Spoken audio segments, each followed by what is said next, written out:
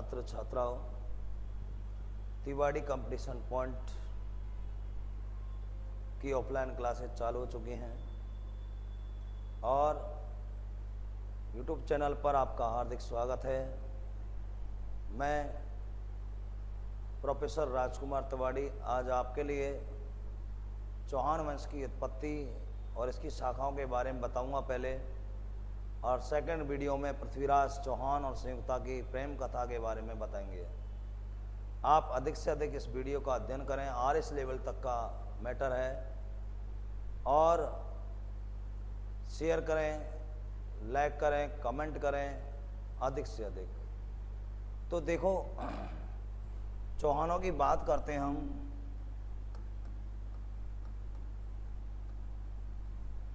तो चंद्रबरदाई द्वारा रचित,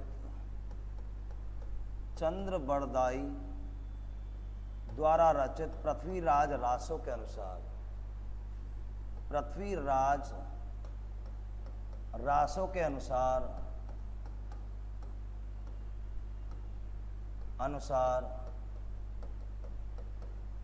चौहानों की उत्पत्ति अग्निकुंड से हुई।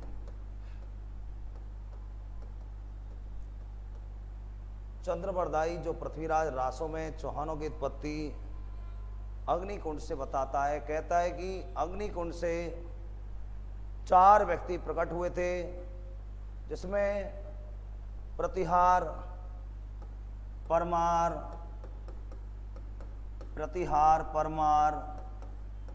चालुक्य और चौहान 4 व्यक्ति प्रकट हुए। और पृथ्वीराज रासों को पूरा चंद्रबरदाई के पुत्र जलहन ने किया था, पूरा किया, इसके पुत्र ने किया था।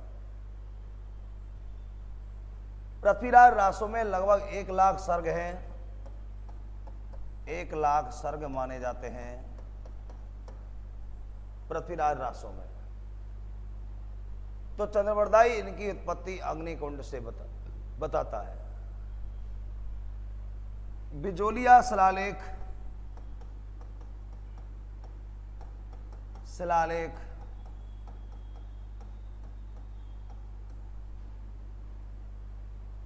और डॉक्टर दशरथ शर्मा चौहानों को ब्राह्मणों की संतान बताया।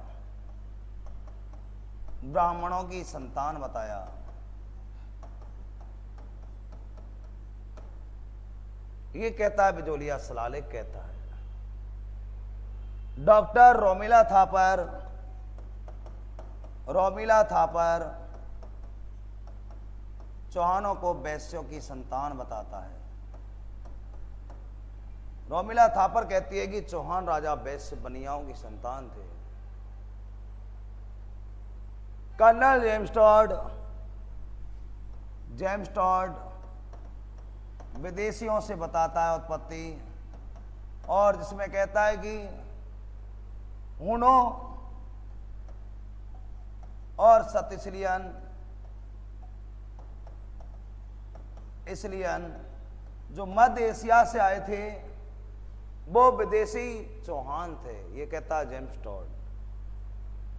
तो जितने भी लेख, शिलालेख, अभिलेख सब अपनी अपनी भाषा बोलते हैं बेटाओ, लेकिन उस समय तत्कालीन उपस्थित था चंद्रबरदाई, जो इसकी उत्पत्ति अग्निकुंड से बताता है। जबकि एक और था AMT जैक्सन, जो चौहानों को गुर्जरों की संतान बताया,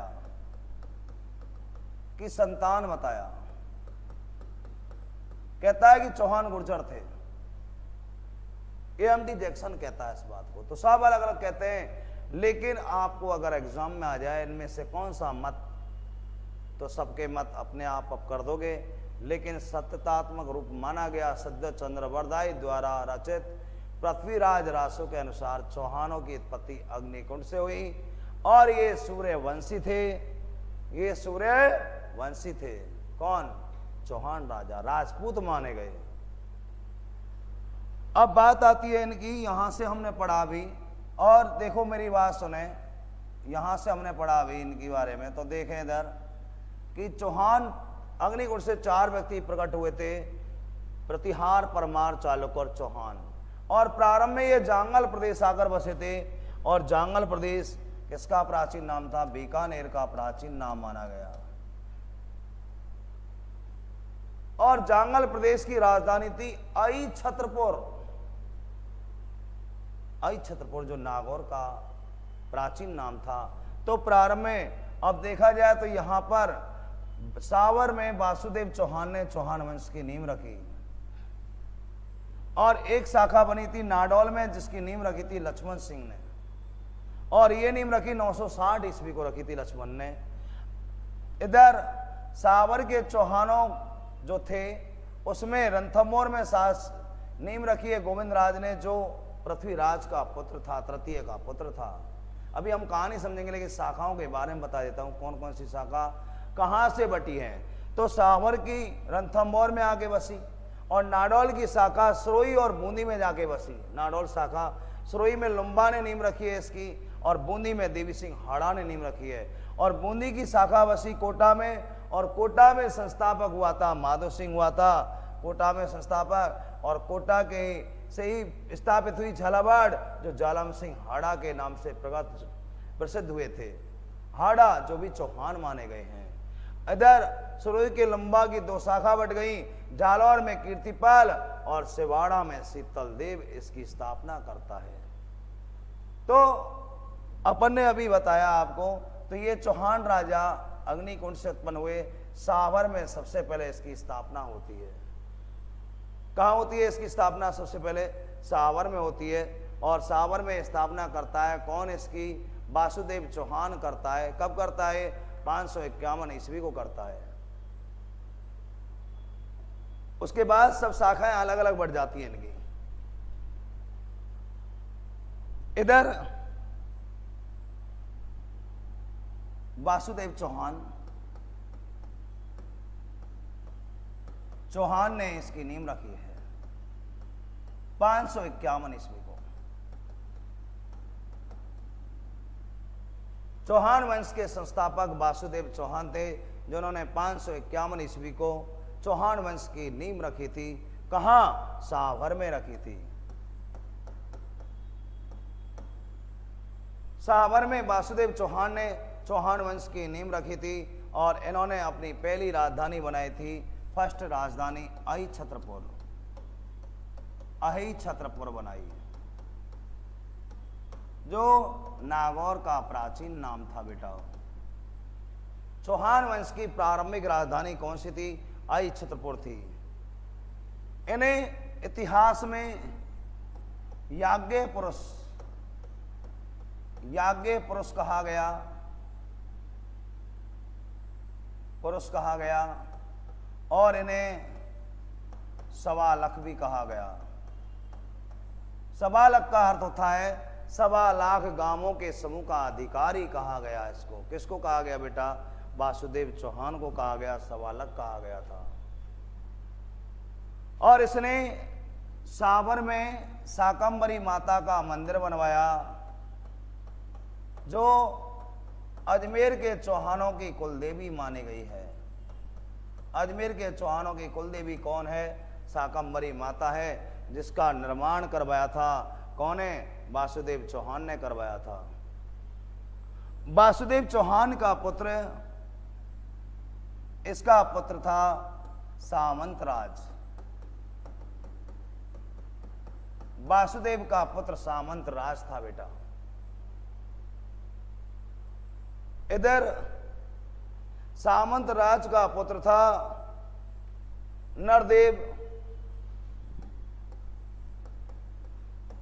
नरदेव था। छोटे छोटे राजा कम कम समय तक बनते हैं, जिनके बारे में अपन एक एक लाइन 2-2 लाइन बताते जाएंगे। और नरदेव का बेटा था विग्रहराज प्रथम।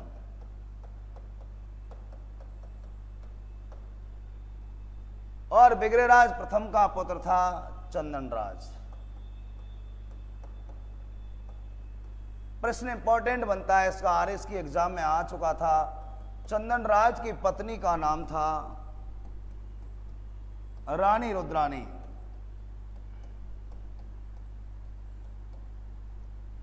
या आत्मप्रभा कह सकते हैं इसको।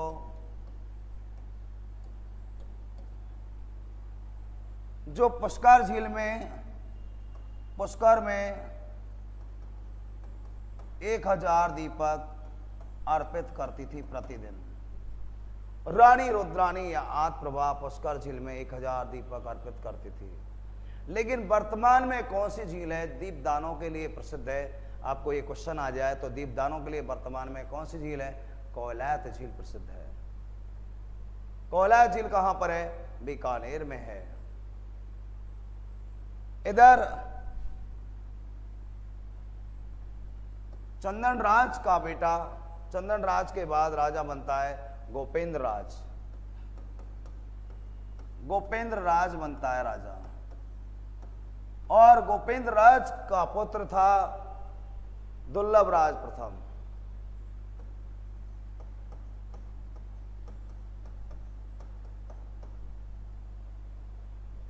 इनका प्रश्न पेपर में छोटा मोटा आ जाए तो है कौन का कौन था, आरएस की एग्जाम या शाखाओं के बारे में पूछ सकता है। और इसका बेटा था गुबक फर्स्ट।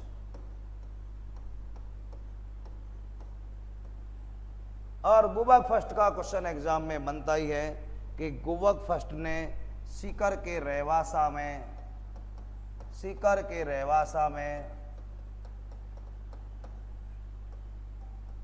हर्षनाथ जी का मंदिर बनवाया।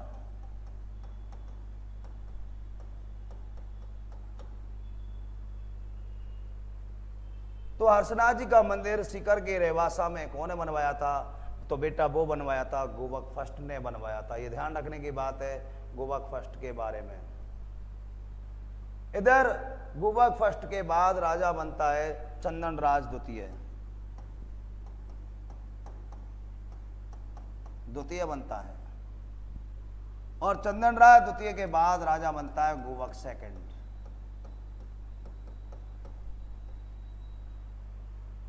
गुबक सेकंड बनता है इसके बाद राजा, जिसने गुबक सेकंड ने चालुक्य नरेश भोजराज को हराया था। चालुक्य नरेश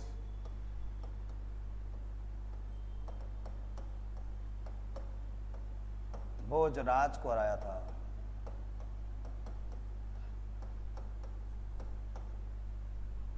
कौन है? गुबक सेकंड ने हराया था। इसके बाद राजा बनता है बागपति राज।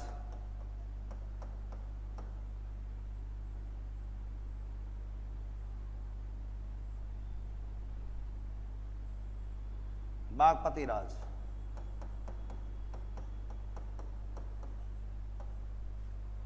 गुबक सेकंड का बेटा बनता है बागपति राज फर्स्ट बनता है राजा। और बागपति राज फर्स्ट के बाद राजा बनता है विघ्नराज फर्स्ट। विंध्यराज फर्स्ट बनता है। विंध्यराज फर्स्ट के बाद इसमें राजा बनता है, देखा जाए तो सिंहराज। और सिंहराज ने, इंपॉर्टेंट क्वेश्चन बनता है यहां से, सिंहराज ने 950 ईस्वी को दिल्ली को जीता था।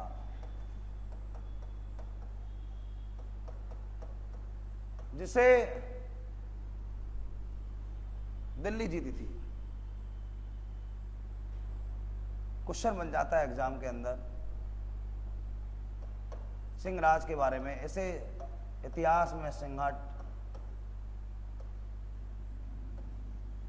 या शेर सिंह चौहान कहते हैं।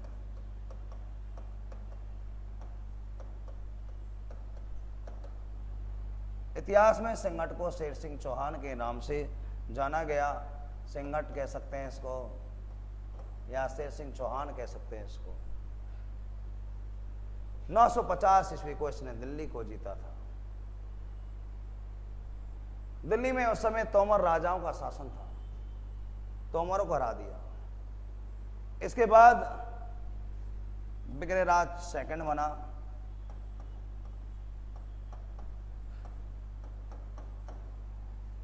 विग्रहराज सेकंड बना था, जिसने चालुक्य राजा मूलराज को हराया। इसने चालुक्य राजा मूलराज को हराया।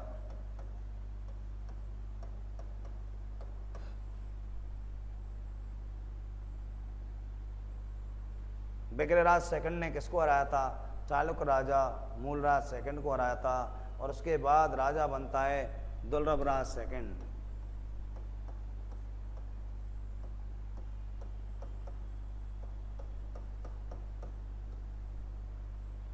चौहान वंश में राजा दुर्लभराज सेकंड, बागपति राज सेकंड, बागपति राज के बाद वीर राम, चामुंड राम, और चामुंड राम के बाद राजा बनता है गोविंद थर्ड। गोविंद थर्ड बनता है राजा।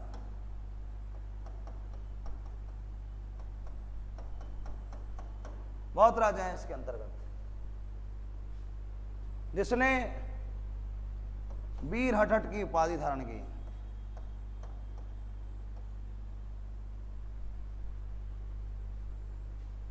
गोविंद तृतीय ने वीर हठट की उपाधि धारण की थी। और इसके बाद राजा बनता है विग्रहराज थर्ड, और विग्रहराज थर्ड के बाद राजा बनता है पृथ्वीराज फर्स्ट। विग्रहराज थर्ड, और इसके बाद राजा बनता है पृथ्वीराज फर्स्ट, जिसने जीण माता के मंदिर के निर्माण हेतु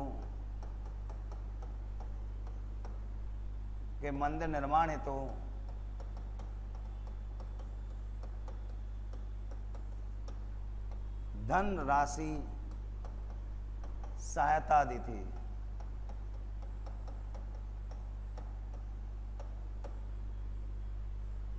कौन है?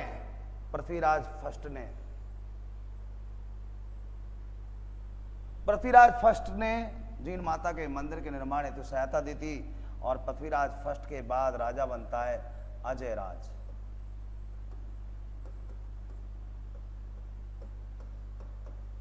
यहां से इंपॉर्टेंट होता है, चौहान वंश का संस्थापक वासुदेव था, और चौहान वंश का वास्तविक संस्थापक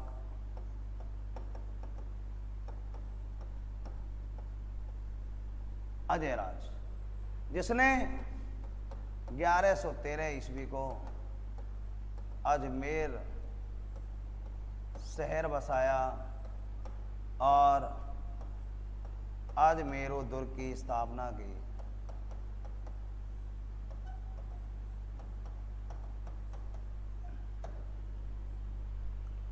अजमेर शहर किसने बसाया? अजय राज ने बसाया था। और इसने अपने चांदी के सिक्कों पर अपनी पत्नी सोमलेखा का नाम लिखवाया।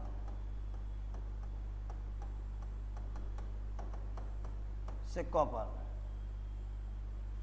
तो वह कौन सा चौहान वंश का राजा था जिसने सबसे पहले अपने चांदी के सिक्कों पर अपनी पत्नी का नाम लिखवाया था? तो वो था अजय राज था। अजय राज का पुत्र अर्णोराज था।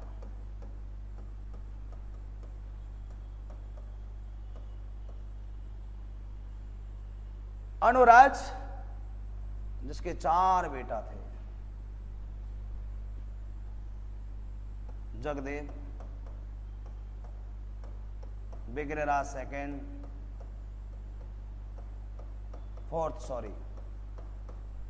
सोमेश्वर चौहान,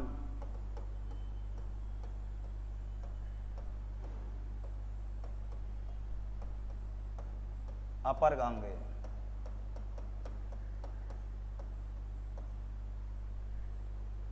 चार बेटा थे इसके, जगदेव, विग्रहराज सेकंड, फोर्थ सोमेश्वर चौहान और अपर गांगे था इसका। अर्णोराज के दरबारी कवि कौन थे बताओ आप? देव घोष और धर्म घोष थे।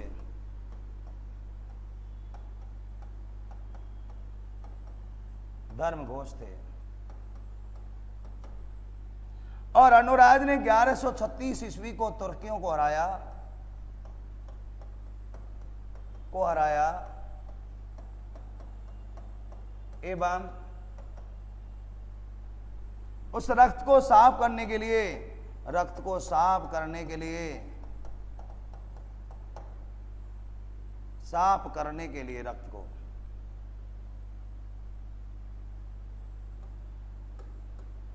1137 ईस्वी को आना सागर झील बनवा दी।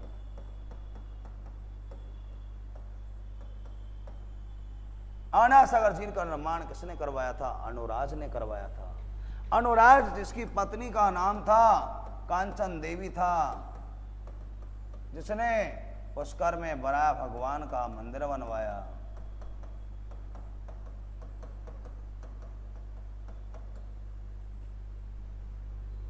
बराह भगवान का मंदिर राजस्थान में 2 जिलों में है बेटा, एक उदयपुर में है और एक पुष्कर में है। अनुराज की पत्नी कांचन देवी ने इसका निर्माण करवाया था।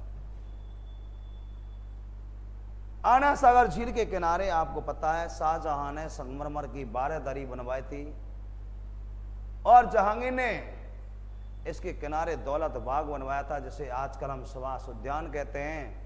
और उसी दौलत बाग में नूरजहां की माता असमत बेगम ने इत्र का आविष्कार किया था।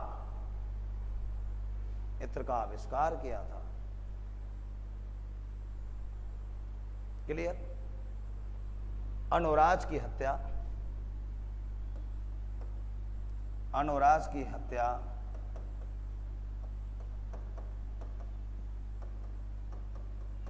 कौन ने की? जगदेव ने की, पुत्र जगदेव। और ये फर्स्ट पितृहंता शासक बना।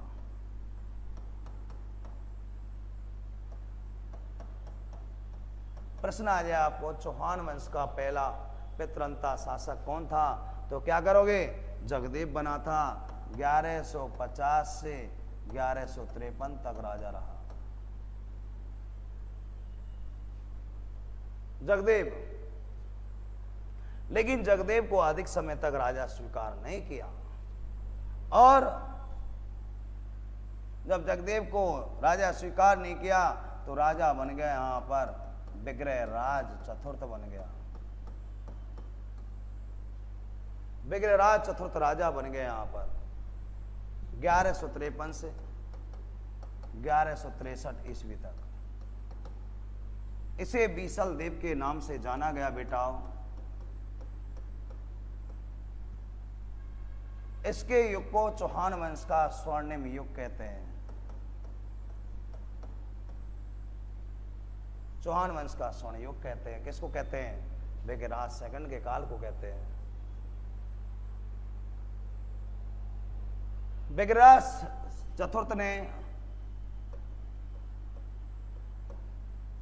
प्रश्न अपन को आ जाए, अजमेर में संस्कृत पाठशाला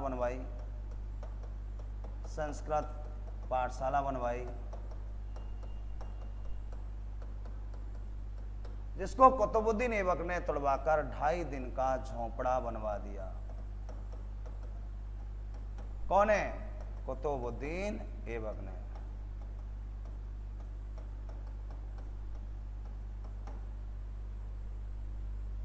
तो अजमेर में संस्कृत पाठशाला कौन ने बनवाई थी?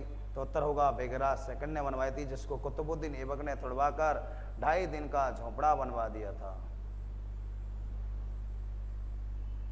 इसने हरिकेली नाटक की रचना की।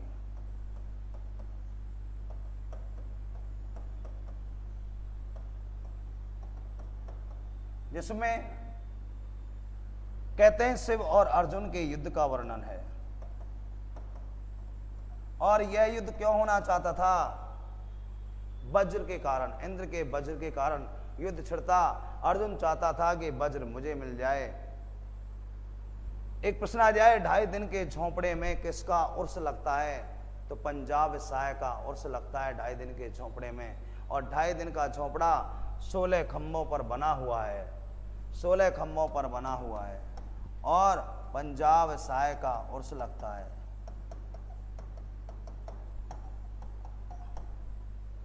इतिहास के अंदर आज भी बताया जाता है इसके बारे में।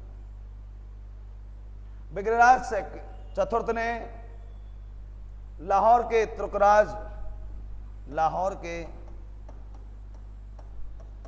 तुर्क राज खुश्र शाह को हराया। विग्रहराज चतुर्थ ने हराया था इसको।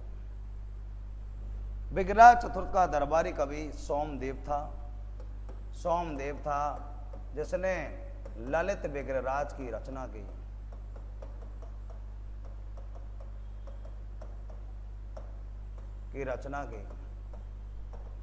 आप ये मत समझना इनसे क्वेश्चन नहीं आ सकता, बहुत बार आया है क्वेश्चन।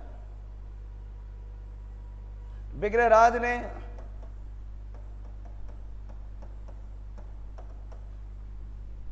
बिलासपुर झील बनवाई। कहां? टोंक में। बिलासपुर झील का निर्माण करवाया था विग्रहराज चतुर्थ ने करवाया था। और देखा जाए तो दिल्ली पर शासन किया था इसने। कुछ समय तक तोमरों को हराकर, कुछ दिनों तक तोमरों को हराकर शासन किया था।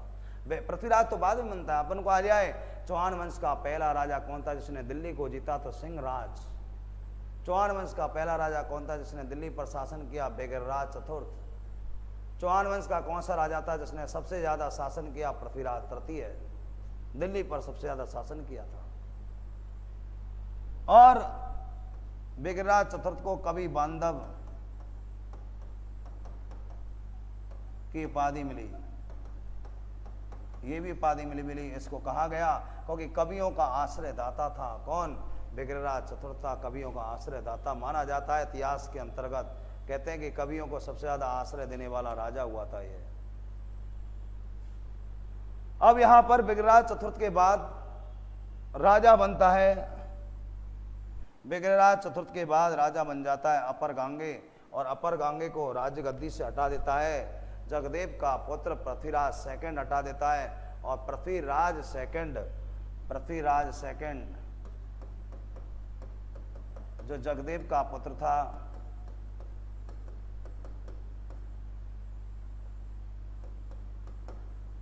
ये राजा बन जाता है, लेकिन इसको भी गद्दी से हटा देता है और राजा बनता है सोमेश्वर चौहान,